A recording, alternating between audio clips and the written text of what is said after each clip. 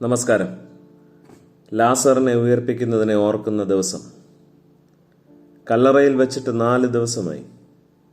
കല്ല് നീക്കിയാൽ ദുർഗന്ധമുണ്ടാകുമെന്ന് തീർച്ചയാണ്. ഉറ്റവർക്ക് പോലും പ്രതീക്ഷയില്ല. എന്നാലോ തമ്പുരാന്റെ ഇടപെടൽ നോക്കണം. ലാസറെ പുറത്തു വരിക എന്നാണ് പറയുന്നത്.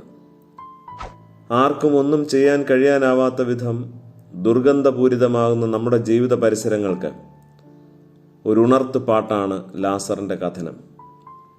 നമ്മുടെ താല്പര്യങ്ങളുടെയും ധാരണകളുടെയും ചുവരുകൾക്കുള്ളിൽ ഒരുതരം കല്ലറ ജീവിതം നയിക്കുന്ന നമ്മുടെ പുതിയ കാലം എത്രമേൽ ദുർഗന്ധം വമിക്കുന്നതാണെന്ന് നമുക്ക് തന്നെ അറിവുണ്ട്.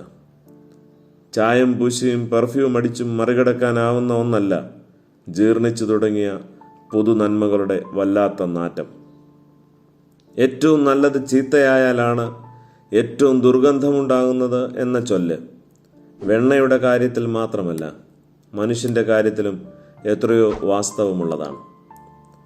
പലപ്പോഴും നാം നിരാശരാകുന്നത് ഈ കാലത്ത് നമ്മുടെ എല്ലാ പ്രതീക്ഷകൾക്കും മേൽ ഒരു പെരുങ്കല്ല് അടവച്ചിരിക്കുന്നത് പോലെ. ഒരു പൊതുമണ്ഡലത്തെക്കുറിച്ചും ആർക്കും നല്ലത് പറയാനില്ലാതെ വരുന്നു. രാഷ്ട്രീയമെന്നോ മതമെന്നോ അതിന് ഭേദമില്ല. തുറന്നു കാട്ടാനുള്ള ആർജവം നമുക്കില്ലാതെ പോകുന്നു. അകത്തുള്ളതോ ഓരോന്നോരോന്നായി പറഞ്ഞാൽ ഇനിയും നാറുമെന്നാണ് ചിലരൊക്കെ പറയുന്നത്. അതുകൊണ്ട് തന്നെ അധികമൊന്നും പറയാതിരിക്കുന്നതാണ് അത്ര നല്ലത്. എന്നാൽ ഒക്കെ ഒന്ന് പുറത്തു കൊണ്ടുവരുവാനുള്ള ധൈര്യത്തെയാണ് നാം ക്രിസ്തു എന്ന് വിളിക്കുക. ലാസറിന്റെ കല്ലറയ്ക്കൽ തീർച്ചയായും അങ്ങനെ തന്നെ കാണുന്നു. നമ്മുടെ തെറ്റിദ്ധാരണകളുടെയും അഹങ്കാരങ്ങളുടെയും ചുവരുകൾ പൊളിച്ചടുക്കുന്ന ദൈവിക ഇടപെടലാണ് ക്രിസ്തു. അത്തരമൊരു സാധ്യത എൻ്റെ ജീവിതത്തിന് താൻ വെച്ച് നീട്ടുന്നുണ്ട്. തുറന്നു കാട്ടുവാനുള്ളൊരു ധീരതയ്ക്കുള്ള സാധ്യത തന്നെ.